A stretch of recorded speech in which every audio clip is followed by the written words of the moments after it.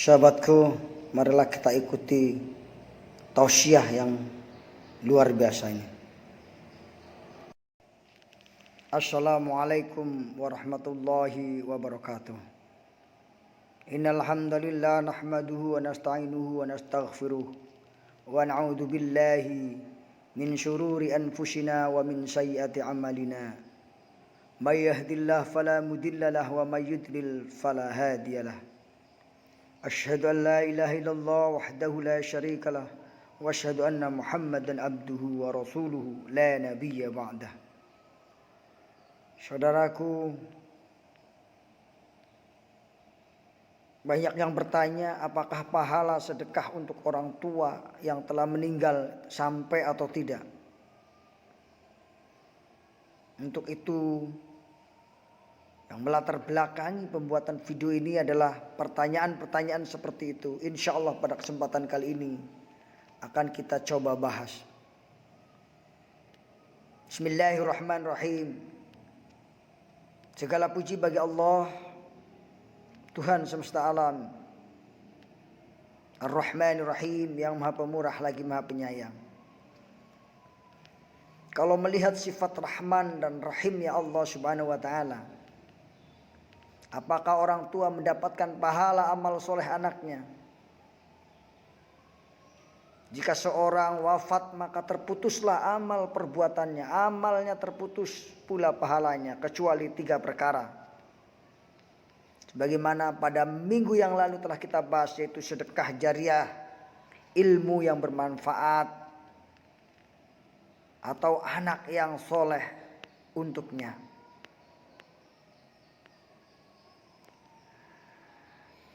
Sungguhnya yang didapati oleh orang beriman setelah ia mati dari amalan kebaikan yang ia sebarkan, yang ia ajarkan,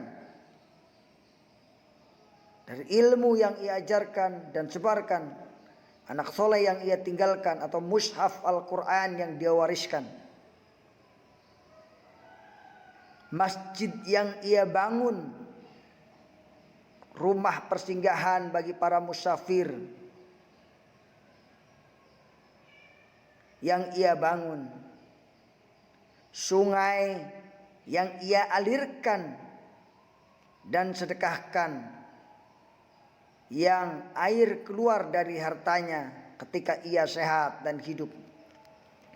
Semua itu akan tetap menemuinya setelah ia mati. Hadis Ibnu Majah. Saudaraku yang dimuliakan oleh Allah Subhanahu wa taala. Jadi berdasarkan hadis yang disampaikan oleh Ibnu Majah, bahwa setelah kita meninggal kita akan tetap mendapatkan pahala kalau kita melakukan amal-amal sebagaimana disebut,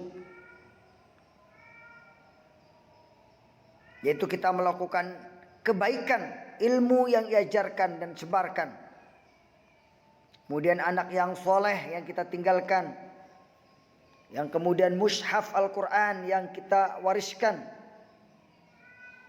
masjid yang ia bangun, rumah persinggahan para musafir yang dibangun, sungai yang mengalirkan air, sedekah yang ia keluarkan dari hartanya ketika ia semasa hidup. 7 macam ini semuanya akan tetap menemui setelah ia mati. Jika manusia wafat, tidak akan ada lagi pahala yang mengalir untuknya kecuali yang terdapat dalam hadis tadi. Kalau kita lihat, yang pertama adalah ilmu yang ia sebarkan. Ulumu basaha wa du'ain nakhli. Ilmu yang disebarkan dan doa keturunannya. Menanamkan kurma dan sedekah jariah itu. Mushaf yang diwariskan. Penjaga daerah perbatasan perang mengalir sumur atau mengalirkan sungai, rumah untuk para musafir atau membangun masjid,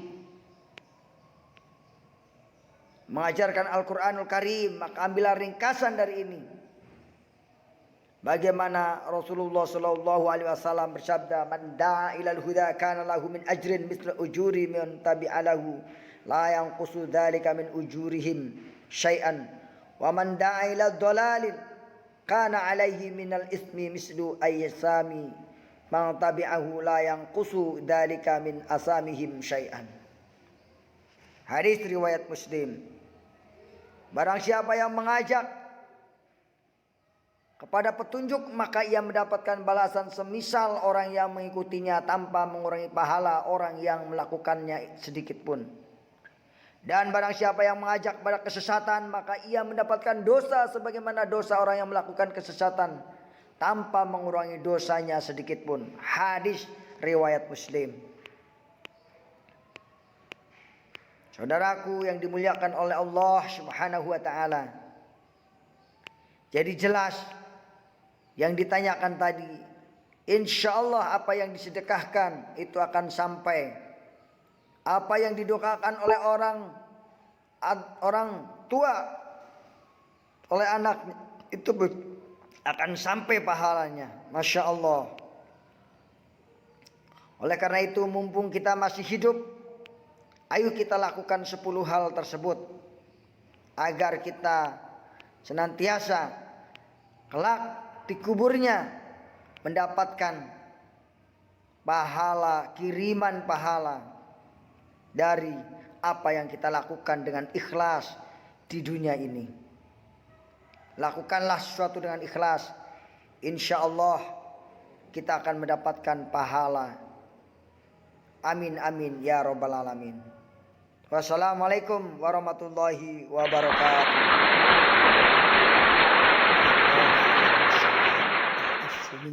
Assalamualaikum warahmatullahi wabarakatuh. Keren nih.